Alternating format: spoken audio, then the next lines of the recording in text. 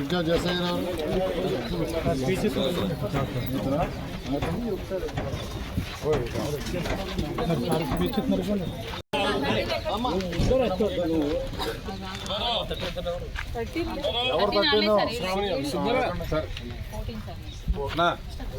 రాజు కదా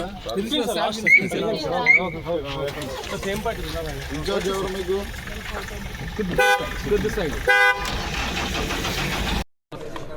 ఇది ఏలూరు జిల్లా పోలీసు, ఏపీ పోలీస్ మొత్తం 5 జిల్లాల్లో చేపట్టిన ఆపరేషన్లో భాగంగా ఏలూరు జిల్లాలో కూడా ఒక 15 మంది మావోయిస్ట్ కాడర్ని అరెస్ట్ చేయడం జరిగింది.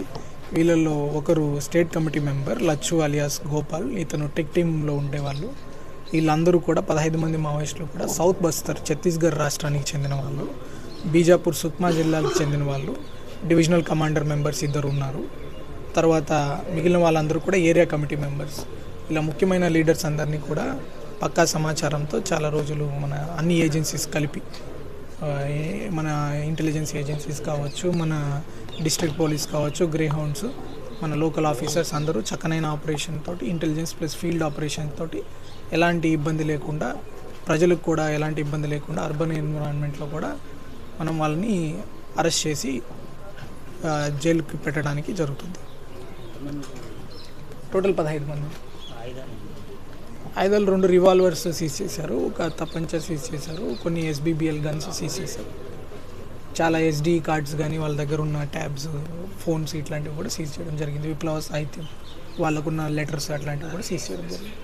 సరే, వాళ్ళంటే లోకల్లో ఇల్లు తీసుకోవడానికి ఎవరైనా సపోర్ట్ చేశారంటారా? అవన్నీ మనకి ఇన్వెస్టిగేషన్లో తెలుస్తాయి. ప్రతిదీ కూడా మనము భూతద్దంలో పెట్టాల్సిన అవసరం లేదు. ఇప్పుడు మనం చూస్తే చాలామంది తెలిసి ఇచ్చుండొచ్చు, తెలియకపోయి ఇచ్చుండొచ్చు. ఆపరేషన్ డీటెయిల్స్ ఇంకా నడుస్తూ ఉంటాయి. ఇది తర్వాత ఇంకా రివీల్ అవుతాయి, తెలుస్తాయి. మనకు కూడా ఎక్కువ సమాచారం వస్తుంది. కాదు, ప్రజలు ఏం భయపడాల్సిన అవసరం లేదు. వీళ్ళే కాకుండా ఎవరైనా కూడా మీరు ఇళ్లలో కొత్త వాళ్ళకి ఇచ్చేటప్పుడు వాళ్ళ ఆధార్ కార్డు అడగడము, పోలీస్ వెరిఫికేషన్ చేసుకోవడం. ముఖ్యంగా ఎవరైనా వేరే రాష్ట్రాల నుంచి వచ్చారు, వేరే జిల్లాల నుంచి వచ్చారు, వాళ్ళ దొంగలు ఉండొచ్చు, నేర చరిత్ర ఉండొచ్చు, ఒకసారి పోలీస్ వెరిఫికేషన్ చేసుకుంటే ఏం ఇబ్బందులు రావు. ఒకవేళ వాళ్ళ రోల్ ఏదైనా ఉందంటే ఖచ్చితంగా will verify. But as of now అట్లాంటి సమాచారం ఉంది. ఇవి గత కొన్ని రోజులుగా ఉన్నారండి. చాలా ఎక్కువ టైం ఏం లేరు, కానీ చాలా తక్కువ టైమే ఉన్నారు. పోలీసు రైట్ టైంలో వాళ్ళని ఆపరేట్ చేయాలి కాబట్టి వాళ్ళు అబ్జర్వ్ చేసుకుంటూ ఉంచారు. ఎగ్జాక్ట్ టైం ఏంటి అన్నది will reveal it, operational details.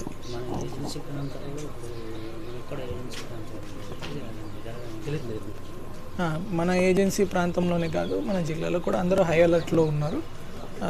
మన స్పెషల్ పార్టీస్ కావచ్చు, మన ఏజెన్సీ ప్రాంతంలో ఉన్న అఫెక్టెడ్ పోలీస్ స్టేషన్స్ కావచ్చు. మీరు రీసెంట్గా చూస్తే మనకి అన్ని ఏజెన్సీ పోలీస్ స్టేషన్స్ కూడా బుట్టాయిగూడెం కావచ్చు, పోలవరం కావచ్చు, జీలుగుమిల్లి కావచ్చు, కొత్త పోలీస్ స్టేషన్స్ నిర్మాణం కూడా జరిగింది.